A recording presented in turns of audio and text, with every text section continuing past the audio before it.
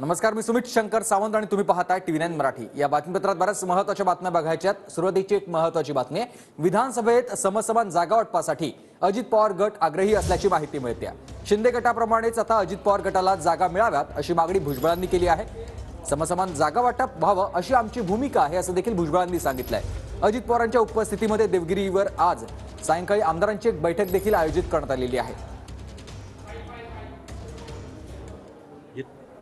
पवार जे आहेत हे आमच्या पक्षाचे प्रमुख आहेत काय आणि त्यामुळे जे आहेत या जागांच्या वाटपामध्ये जे आहे त्यांनी त्यांचं मत मांडलेलं आहे आणि जवळपास जेवढे शिंदे गटाचे आमदार आलेले आहेत तेवढेच जवळपास अजितदादा पवार गटाचे सुद्धा आमचे सुद्धा आमदार आलेले आहेत।